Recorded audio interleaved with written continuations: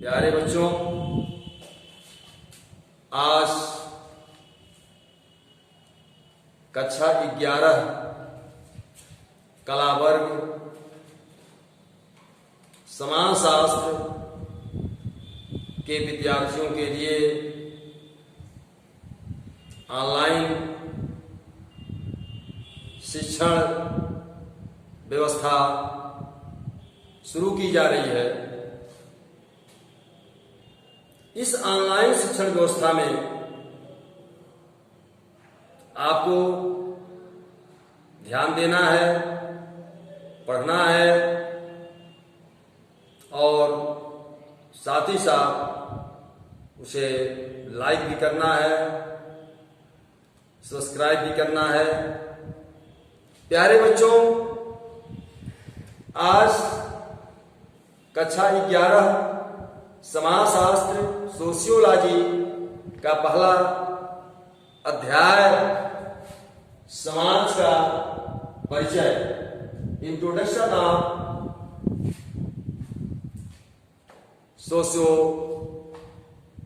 Society, introducing society, व्यक्तिवादी, समूहवादी तथा बहुजन दृष्टिकोण।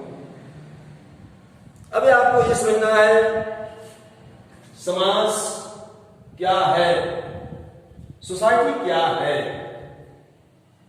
सोसाइटी का निर्माण कैसे होता है, किसी समाज का निर्माण कैसे होता है।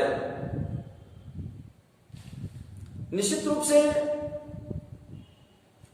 बोलचाल की भाषा में हम समाज का अर्थ तो समझते हैं कि समाज क्या है, तो आप यही समझते हैं कि हम जिन संबंधित लोगों के बीच में उठते बैठते हैं वही हमारा समाज है।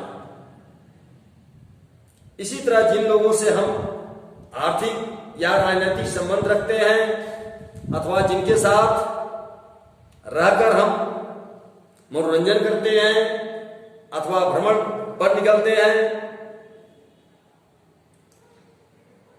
उन्हें भी हम समाज की संज्ञा देते हैं। इस तरह से समाज का अर्थ हम विभिन्न प्रकार से व्यक्त करते हैं। समाज क्या है, समाज का तात्पर्य क्या है? निश्चित रूप से हम कह सकते हैं समाज का तात्पर्य व्यक्तियों के किसी समूह या संगठन से नहीं होता, या व्यक्तियों के किसी समूह अथवा संगठन से नहीं होता, बल्कि समाज व्यक्तियों के बीच पाए जाने वाले पारस्परिक संबंधों की एक व्यवस्था है। समाज क्या है? व्यक्तियों के बीच पाए जाने वाले पारस्परिक संबंधों की ये व्यवस्था है। अर्थात हम कह सकते हैं कि समाज का कोई भौतिक रूप नहीं होता, यह एक अमूर्त व्यवस्था है जिसके प्रभाव का हम अनुभव तो कर सकते हैं, लेकिन इसे प्रत्यक्ष रूप में देख और छू नहीं सकते हैं। उसी को हम समाज कहते हैं। ये समाज की जो है व्यवस्था है। इस तरह से हम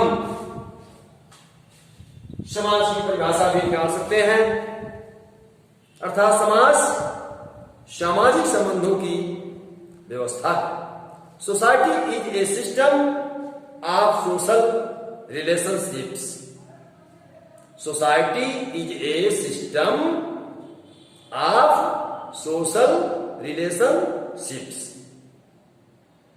समाजशास्त्रीय अर्थ में समाज का कोई मूर्त संगठन नहीं होता। अर्थात कहा जाए कि इसको देखा और स्पर्श नहीं किया जा सकता है। देखा और स्पर्श नहीं किया जा सकता है।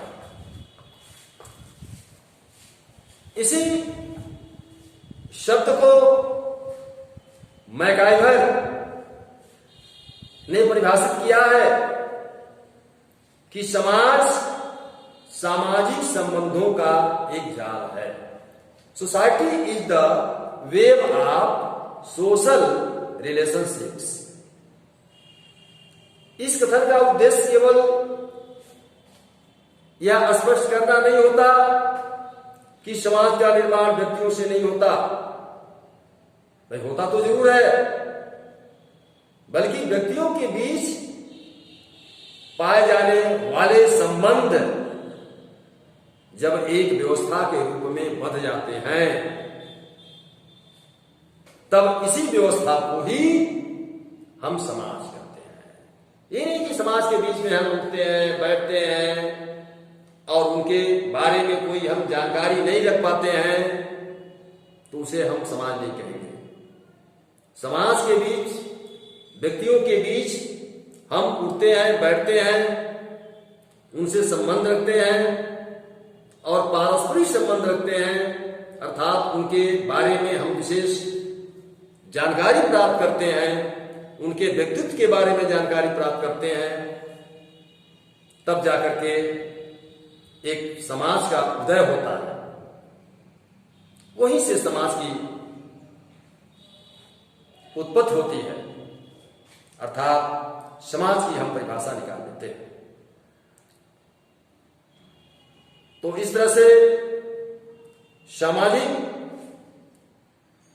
संबंधों का अर्थ, सामाजिक संबंधों का अर्थ, जैसे सामाजिक संबंध के लिए दो व्यक्तियों के बीच पारस्परिक क्रिया अथवा आपसी चेतना। बहुत अच्छा पॉइंट है। सामाजिक संबंध कैसे बनेगा कि दो व्यक्तियों के बीच पारस्परिक क्रिया, इंटरेक्शन, आपसी चेतना जब रहेगी तब सामाजिक संबंध बनेगा। दूसरी चीज यह है, व्यक्ति सामाजिक संबंध क्यों स्थापित करता है? व्यक्ति सामाजिक संबंध क्यों स्थापित करता है? इस शब्द के समाधान के लिए ओल्सन नामक समाजशास्त्री ने 5 कारण बताए हैं। पहला कारण यह है कि सामाजिक संबंधों के द्वारा व्यक्ति अपनी मानसिक संतुष्टि चाहता है। सामाजिक संबंधों के द्वारा व्यक्ति अपनी मानसिक संतुष्टि चाहता है। दूसरी चीज वह है, दूसरा कारण, कि संबंधों के द्वारा ही सामान्य हितों और सामान्य लक्ष्यों की पूर्ति की जा सकती है। तीसरा कारण यह है कि व्यक्ति विभिन्न परिस्थितियों में दूसरों से विभिन्न प्रकार के व्यवहारों की प्रत्याशा करता है। चौथी चीज, सभी व्यक्ति अपनी आवश्यकताओं को पूरा करने के लिए एक दूसरे पर निर्भर हैं। तथा 5वां कारण यह है, व्यक्ति दूसरों की सहायता के बिना शारीरिक और मानसिक सुरक्षा प्राप्त नहीं कर सकता है। तो ये सब जो है 5 जरूरतें हैं जो प्रत्येक व्यक्ति के जीवन में महत्वपूर्ण होती हैं, और इनमें से कुछ जरूरतें, कुछ आवश्यकताएं व्यक्ति का विकास करती हैं, अर्थात उनके व्यक्तित्व का निर्माण करती हैं, और कुछ की सहायता से व्यक्ति एक सामाजिक प्राणी बनता है। तीसरा है सामाजिक संबंधों की व्यापकता। सामाजिक संबंधों की व्यापकता, विभिन्न व्यक्तियों के बीच स्थापित होने वाले सामाजिक संबंधों का क्षेत्र बहुत ही व्यापक होता है। चौथी चीज क्या है? संबंधों के बीच व्यवस्था। विभिन्न व्यक्तियों के पास भी संबंध मनमाने नहीं होते। प्रत्येक व्यक्ति को दूसरे व्यक्तियों से संबंध स्थापित करते समय यह ध्यान रखना जरूरी है कि उसके समूह की प्रथाएं, नैतिकता, कानून और संस्कृति उससे किस तरह व्यवहार की आशा रखती है। यही कारण है कि विभिन्न व्यक्तियों से संबंधों की स्थापना करते समय हम उनके प्रति जागरूक रहें। पांचवा चीज है संबंधों में जटिलता तथा परिवर्तन। इस वाक्य को स्पष्ट करते हुए सी राइट मिल्स ने लिखा है कि जब किसी समाज में औद्योगिकरण और नगरीकरण बढ़ता है तब एक किसान श्रमिक बन जाता है, मेहनती बन जाता है, भूमि के जमींदार या सामंत व्यापारी बन जाते हैं। पुरुषों द्वारा स्थान परिवर्तन करने के कारण घर में बहुत सी स्त्रियां अकेली रह जाती हैं, तब बहुत से बच्चे पिता के बिना ही बड़े होने लगते हैं। बहुत से लोगों के सामाजिक और सांस्कृतिक पर्यावरण में परिवर्तन हो जाता है। इन दशाओं के बीच संबंधों में परिवर्तन होते रहने के से समाज की प्रकृति जटिल होती जाती है। इस तरह से यह सामाजिक संबंधों की एक व्यवस्था है। अब इसके बाद आप जो है अगले दिन समाज की परिभाषाएं पढ़ें।